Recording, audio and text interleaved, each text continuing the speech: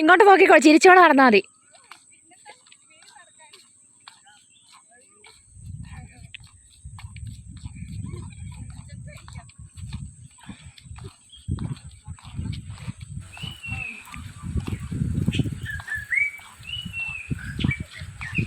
നിങ്ങൾ സ്കൂളിൽ ഉറക്കത്തല്ലേ?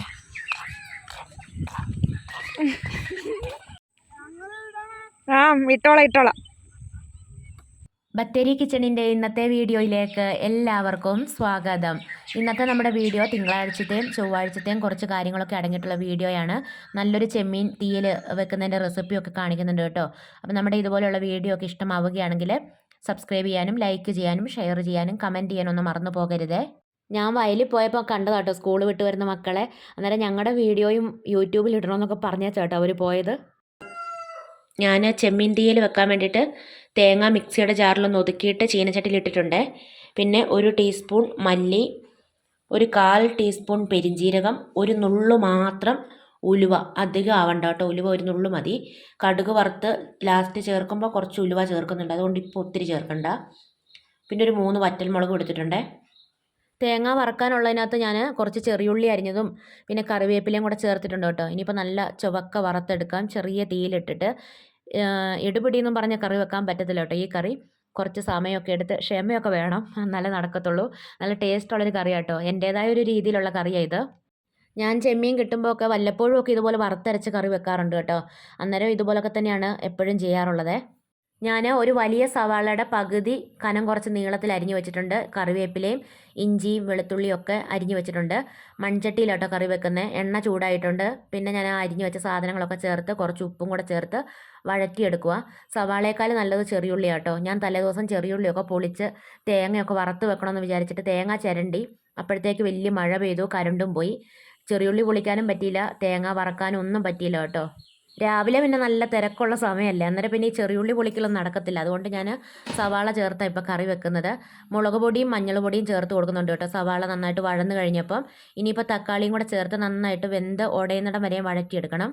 വറ്റൽമുളക് വറക്കാൻ നേരം കുറച്ച് കൂടുതൽ ചേർക്കുവാണെങ്കിൽ മുളക് പൊടി വേണമെന്നില്ല കേട്ടോ. ഞാൻ വറ്റൽമുളക് കുറച്ചല്ലേ എടുത്തേ, അതുകൊണ്ടാണ് മുളക് പൊടി ചേർത്ത് കൊടുത്തത്. ഇന്നാൾ ഞാൻ ചെമ്മീൻ ക്ലീൻ ചെയ്യുന്ന വീഡിയോ ഇട്ടില്ലായിരുന്നു, ആ ചെമ്മീൻ തന്നെ കേട്ടോ ഇത്. 1 കിലോ ചെമ്മീൻ മേടിച്ചു, ക്ലീൻ ചെയ്തു. എന്നിട്ട് പകുതി ഞാനെടുത്ത് മെഴുക്കുരട്ടി വെച്ചായിരുന്നു പയറും കൂടെ ചേർത്തിട്ട്. അതിൻ്റെ ബാക്കി കേട്ടോ ഇപ്പോൾ കറി വെക്കുന്നത്. ഞാൻ ആദ്യമേ പറഞ്ഞില്ലേ കറി വെക്കണമെങ്കിൽ കുറച്ച് സമയവും ക്ഷമയും ഒക്കെ വേണമെന്ന്. അതുകൊണ്ടാണ് കേട്ടോ കുറച്ച് താമസിച്ച് പോയത് ഈ വീഡിയോ എടുക്കാൻ വേണ്ടിയിട്ട്. അങ്ങനെ തിങ്കളാഴ്ച ഈ ചെമ്മീൻ കറി കേട്ടോ വെച്ചത്. പിന്നെ കുറച്ച് തേങ്ങാ ചമ്മന്തി അരച്ചിട്ടുണ്ടായിരുന്നു, വേറെ കറികളൊന്നും വെച്ചില്ലേ. ചെമ്മീനൊക്കെ ചേർത്ത് കുറച്ച് ചൂടുവെള്ളമൊക്കെ ഒഴിച്ച് ഞാനൊന്ന് വേവിച്ചെടുത്തിട്ടുണ്ട്. ഇനിയിപ്പോൾ തേങ്ങ അരപ്പ് ചേർത്തിട്ട് വേവിച്ചെടുക്കണം ഒരു 5 മിനിറ്റ് കൂടെ. അപ്പോൾ നന്നായിട്ട് എണ്ണയൊക്കെ തെളിഞ്ഞ് കാണാനൊക്കെ നല്ല ഭംഗിയായിട്ട് വരും കേട്ടോ. തേങ്ങ വെള്ളം ചേർക്കാതെ വേണം കേട്ടോ അരച്ചെടുക്കാൻ വേണ്ടിയിട്ട്. ഞാൻ വെള്ളം ചേർക്കാതെ അരച്ചെടുത്തതാണ് ചേർത്ത് കൊടുക്കുന്നത്. അക്കുവിന് സ്കൂളിൽ ഈ കറിയൊന്നും കൊണ്ടുപോകാൻ പറ്റാത്തതുകൊണ്ടാണ് ഞാൻ ചമ്മന്തി അരച്ചത് കേട്ടോ. അല്ലേ ഇതിൻ്റെ കൂടെ വേറെ കറികളൊന്നും വേണമെന്നൊന്നുമില്ല, ഇത് തന്നെ മതി. നല്ല ടേസ്റ്റ് കേട്ടോ ഇത് കൂട്ടി ചോറുണ്ണാൻ വേണ്ടിയിട്ട്.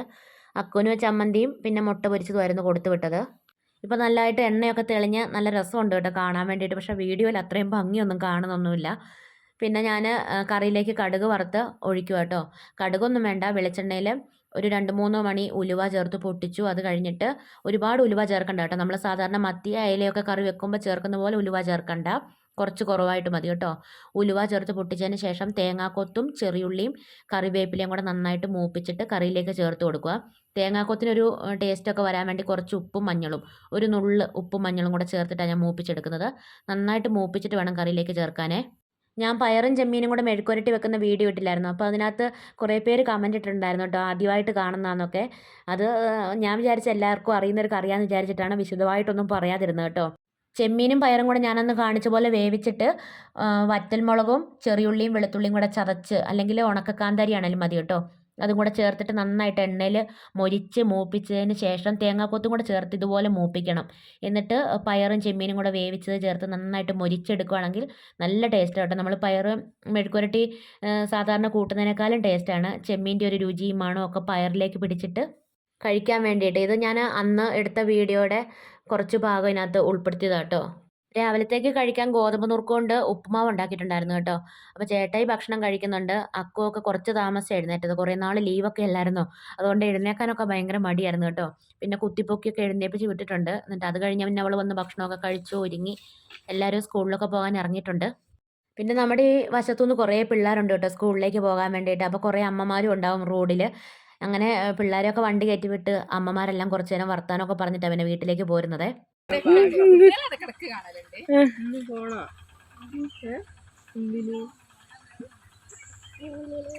സ്കൂളിലാ പഠിക്കാൻ പോവാ പോയിക്കോ. കുഞ്ഞിപ്പെണ്ണിൻ്റെ ബസ് വന്നിട്ടില്ല. അക്കുവും ചേട്ടായും കൂടെ വണ്ടിയെ കയറിയിട്ടുണ്ട് പോകാൻ വേണ്ടിയിട്ട്. അപ്പം നമ്മുടെ വീഡിയോ ഒക്കെ കാണുന്നുണ്ടെന്നും വീഡിയോയുടെ ഓരോരോ കാര്യങ്ങളൊക്കെ ഇവിടെ നിന്നിട്ട് എല്ലാവരും വർത്താനമൊക്കെ പറയുന്നുണ്ട് കേട്ടോ.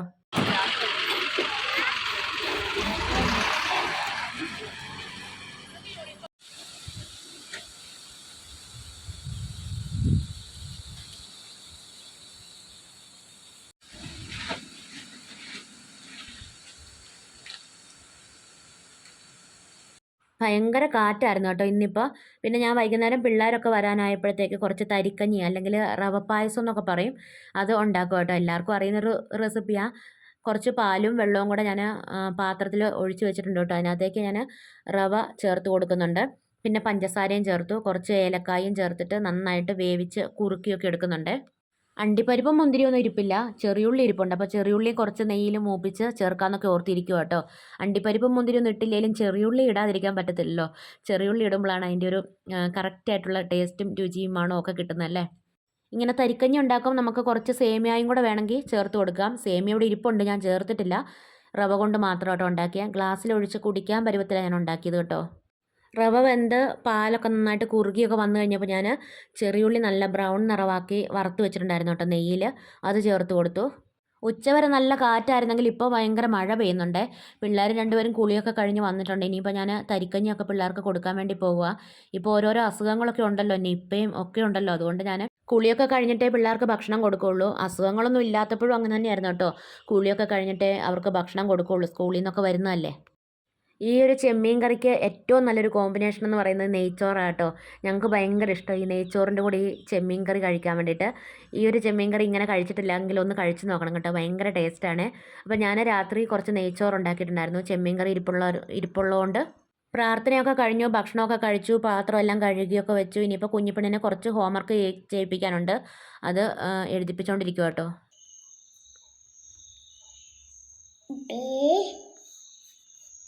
ശരിക്കും എഴുത്, ഇതിൻ്റെ രണ്ടും കൂടെ ഒരുപോലെ ആവണം. ഇത് കണ്ടോ, അങ്ങനെ ബി ബി എന്ന് പറ.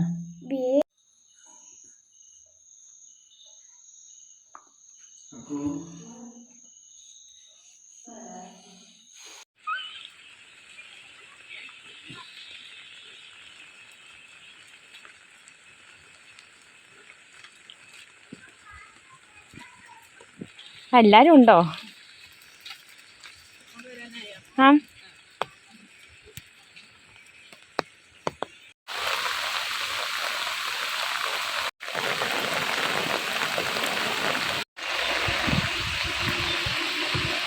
ഇത് ഇന്നലെ വൈകുന്നേരത്തെ വീഡിയോ കേട്ടോ. അപ്പോൾ ഞാൻ കുഞ്ഞിപ്പെണ്ണിനെ പോയി കൂട്ടിക്കൊണ്ടൊക്കെ വന്നിട്ടുണ്ട്. ഇന്നിപ്പോൾ ഭയങ്കര സന്തോഷത്തിലാണ് കേട്ടോ. അവൾക്ക് യൂണിഫോം കിട്ടിയിട്ടുണ്ട്.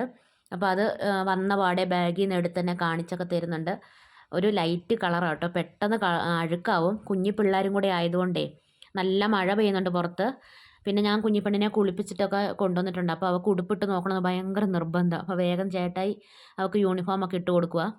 ബെൽറ്റ് ഇട്ടിട്ട് ഇതുവരെ അവളൊരു സാധനം ഇട്ടിട്ടില്ല കേട്ടോ. അതുകൊണ്ട് ബെൽറ്റ് ആദ്യമായിട്ട് ഇടുന്നതായതുകൊണ്ട് അവൾക്കങ്ങനെ ചേട്ടായി അത് വെച്ച് ഇട്ടൊക്കെ കൊടുത്തപ്പം അവൾക്ക് ശ്വാസം മുട്ടുന്ന പോലെ ഉണ്ടെന്നോ വയറുവേദന എടുക്കുന്നെന്നോ ഒക്കെ പറയുന്നുണ്ട്. അപ്പോൾ ചേട്ടായി പറയുക 2-3 ദിവസം ആകുമ്പോൾ അതൊക്കെ പരിചയമായിക്കോളും, ശരിയാവും എന്നൊക്കെ ചേട്ടായി ഇങ്ങനെ പറയുന്നുണ്ട്.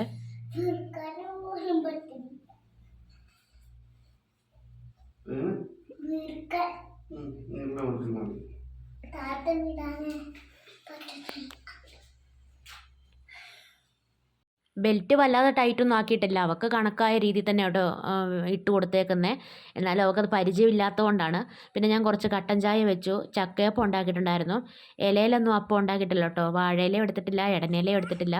നിപ്പയും ഓരോരോ അസുഖങ്ങളൊക്കെ ഉള്ളതുകൊണ്ട് ഇല എടുത്ത് അപ്പം ഉണ്ടാക്കാൻ ഭയങ്കര പേടിയാണ്. അതുകൊണ്ട് ഞാൻ പാത്രത്തിൽ ഇങ്ങനെ നെയ്യ് തൂത്തിട്ട് ഉണ്ടാക്കും കേട്ടോ ചെയ്തേ.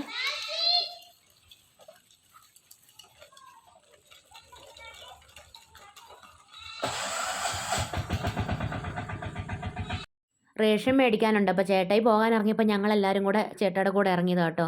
വയലിലൊക്കെ ഒന്ന് പോയി റേഷനൊക്കെ മേടിച്ചിട്ട് പോരാന്നൊക്കെ പറഞ്ഞുകൊണ്ട്. ഇവിടെ വൈകുന്നേരം ആയാൽ മഴയാണേലും വെയിലാണേലും മഴ തോർന്ന് നിൽക്കുന്ന സമയത്ത് പിള്ളേരെല്ലാം അവരുടെ കുഞ്ഞു കുഞ്ഞു വണ്ടിയും സൈക്കിളും ഒക്കെ എടുത്തുകൊണ്ട് വരും കേട്ടോ. അപ്പോൾ ഞാൻ വീഡിയോ എടുക്കുന്ന കണ്ടുകൊണ്ട് ആ ചെറിയ മോൻ അവിടം വരെ വന്നേച്ച് അങ്ങ് നിന്നു. അവനെ വിളിക്കാൻ പോയതാ കേട്ടോ. അവൾ വിളിക്കാനും കൂടെ പോയപ്പോഴത്തേനും അവൻ തിരിഞ്ഞ് ഓടുകയും ചെയ്തു. വൈകുന്നേരം പണിയൊക്കെ കഴിഞ്ഞിങ്ങനെ വയലിൽ കൂടെ ഒക്കെ നടക്കാൻ പോകാനൊരു പ്രത്യേക രസം കേട്ടോ. ഞങ്ങളിങ്ങനെ നടന്നാൽ ഇങ്ങോട്ട് സാധാരണ വരാറുള്ളൂ. ഇപ്പോൾ ചേട്ടായി റേഷൻ മേടിക്കാൻ വേണ്ടി പോകുമ്പോൾ വണ്ടിക്ക് വന്നതുകൊണ്ട് വണ്ടിക്ക് ഇങ്ങനെ പോകുന്നതാണ്. മീനും കൊണ്ടൊരു ചേട്ടൻ വരുന്നുണ്ട്. ചേട്ടൻ ആർക്കും മീൻ കൊടുക്കുന്നില്ല എന്നുള്ള ലക്ഷണത്തിലാട്ടോ വരുന്നത്. ആരെയും ശ്രദ്ധിക്കുന്നൊന്നുമില്ല. ഓണടിച്ച് ഭയങ്കര സ്പീഡിലാണ് വരുന്നത്.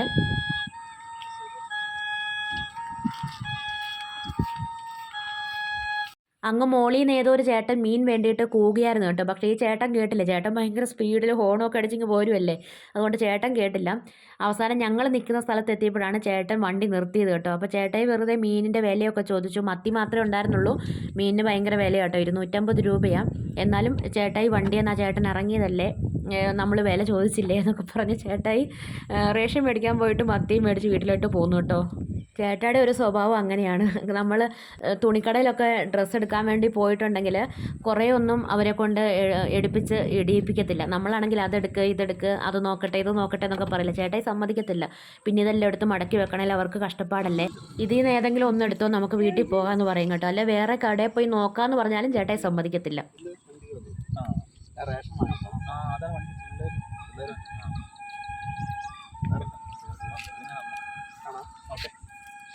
ഒരു കോഴി വീട്ടിൽ നിന്ന് പിണങ്ങി വന്നാന്ന് തോന്നുന്നു. മെയിൻ റോഡിൽ വന്നിട്ട് ഒറ്റയ്ക്ക് നിന്ന് എന്തോ കൊത്തിപ്പറക്കി തിന്നുന്നുണ്ട് കേട്ടോ.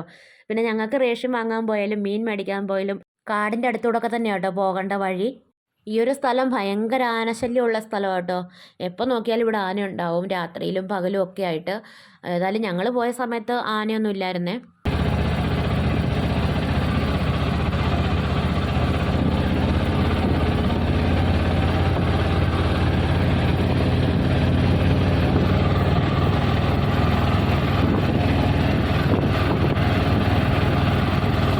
ഈ ഒരു ചെടിക്ക് എന്തോ ഒരു പേര് പറയും, ഞാനത് തന്നെ മറന്നുപോയി കേട്ടോ.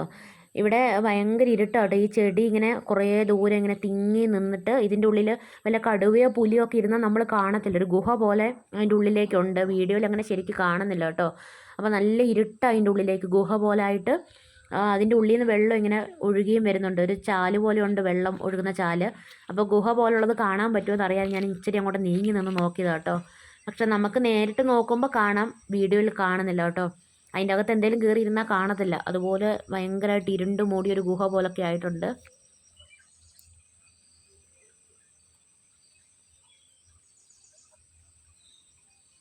ഇത് കണ്ടോ, ഞാനിപ്പോൾ കാണിച്ച ഈ ചെടിയാണ് ഇങ്ങനെ നീളത്തിൽ അങ്ങേ അറ്റം വരെയും പോയേക്കുന്നത് കേട്ടോ. അങ്ങനെ രണ്ട് സൈഡും തിങ്ങി ഇങ്ങനെ കാട് പോലെ വളർന്ന് നിൽക്കുക. പിന്നെ ഇവിടെ ഒരു മരമുണ്ട്. ആ മരത്തിൻ്റെ പകുതി ഇങ്ങനെ മുറിഞ്ഞു പോയിട്ടുണ്ട് കേട്ടോ. ഈ കാണുന്നത് കാടിൻ്റെ ഉള്ളിൽ കൂടെയുള്ള വഴിയാണ്. ചേട്ടായി പറഞ്ഞത് 5 കിലോമീറ്റർ അങ്ങാണ്ട് ഉള്ളിലേക്ക് വഴിയുണ്ടെന്നാ. അപ്പോൾ കുറേ ആൾക്കാർ അതിൻ്റെ ഉള്ളിൽ താമസിക്കുന്നുണ്ട് കേട്ടോ. ഇവിടെ ഒരു പൈപ്പും പിന്നെ അലക്കാനുള്ള സൗകര്യമൊക്കെ ഉണ്ട്. ചേട്ടായി പറഞ്ഞത് 5 കിലോമീറ്റർ ഉള്ളെങ്കിലും ഇരുണ്ട് മൂടി ഒരു പേടിപ്പെടുത്തുന്ന പോലത്തെ ഒരു വഴിയും അന്തരീക്ഷമൊക്കെ അവിടെ എന്നാ. ഇവിടെയൊക്കെ ബെൻസിങ് ഒക്കെ ഇട്ടിട്ടുണ്ട് കേട്ടോ, ആന ഇറങ്ങി വരാതിരിക്കാൻ വേണ്ടിയിട്ട്. ആനയാണ് ഏറ്റവും വലിയ ഉപദ്രവം ഇവിടെ. പിന്നെ ഇവിടെ കുറച്ച് വയലൊക്കെ ഉണ്ട്. എന്നാലും അങ്ങനെ കൃഷിയൊന്നും എല്ലാ സ്ഥലത്തും ചെയ്യുന്നൊന്നുമില്ല കേട്ടോ. ആനയുടെ ഉപദ്രവം വല്ലാതുള്ളത് കൊണ്ടാന്ന് തോന്നുന്നു. പിന്നെ ഈ കവുങ്ങും തോട്ടത്തിൻ്റെ ഇടയ്ക്ക് കൂടെ നോക്കുമ്പോൾ അങ്ങ് ദൂരേക്ക് നല്ല ഭംഗിയാട്ടോ കാണാൻ വേണ്ടിയിട്ട്.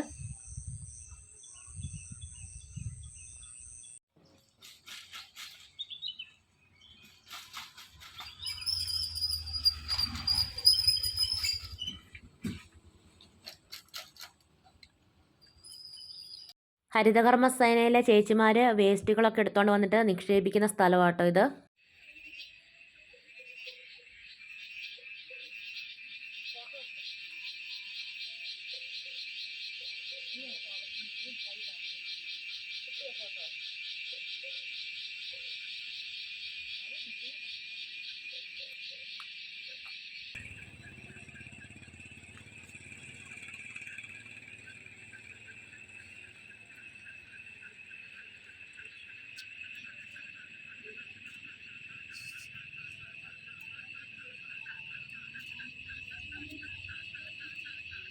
മഴ തോർന്നു നിന്ന സമയമായതുകൊണ്ട് കുറച്ച് വീഡിയോ ഒക്കെ എടുത്ത് പോകുന്ന വഴിക്കത്തെ കാഴ്ചകളും ഒക്കെ എടുത്ത് പിന്നെ ഞങ്ങൾ റേഷൻ കടയിലെത്തി. റേഷൻ കടയിലൊക്കെ എത്തിയപ്പോഴത്തേക്ക് ഭയങ്കര മഴയായിരുന്നേ.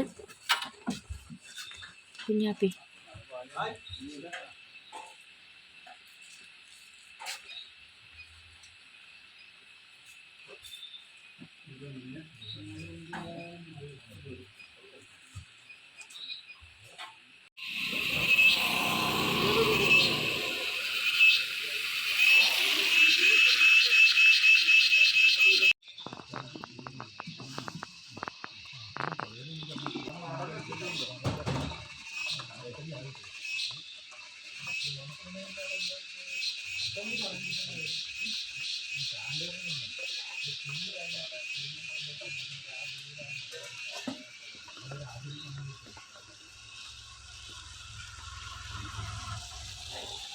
കുഞ്ഞിപ്പെണ്ണ് പിന്നെ സഞ്ചിയും റേഷൻ കാർഡും ഒന്നും ആരുടെ കയ്യിലും കൊടുക്കത്തുമില്ല. അവളാണെങ്കിൽ അരി മേടിക്കാം, അവൾ അരി എടുത്തോളാം എന്നും പറഞ്ഞുകൊണ്ടാണ് കേട്ടോ പോകുന്നത്.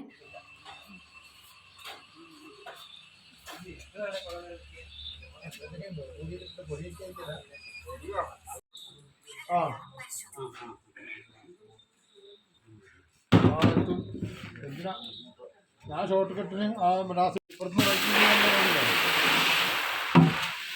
പാർക്കിനടിയിൽ നിന്ന് പറ്റില്ല. നിങ്ങളിപ്പോൾ ഇവിടെ നിന്നല്ലേ പോകുന്നത്? അവിടെ നിന്ന് ഇറക്കി കഴിഞ്ഞാ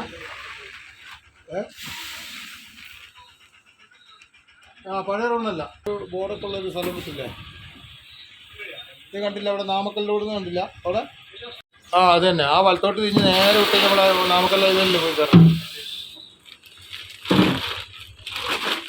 ഇന്നത്തെ നമ്മുടെ വീഡിയോയും വിശേഷങ്ങളൊക്കെ ഇവിടെ നിർത്തുകയാണ്. വീഡിയോ കണ്ട് ഇഷ്ടമാവുകയാണെങ്കിൽ ദയവായി സബ്സ്ക്രൈബ് ചെയ്യാനും ലൈക്ക് ചെയ്യാനും ഷെയർ ചെയ്യാനും കമൻറ്റ് ചെയ്യാനൊന്നും മറന്നു പോകരുതേ. നാളെ പുതിയൊരു വീഡിയോയുമായി നമുക്ക് വീണ്ടും കണ്ടുമുട്ടാം.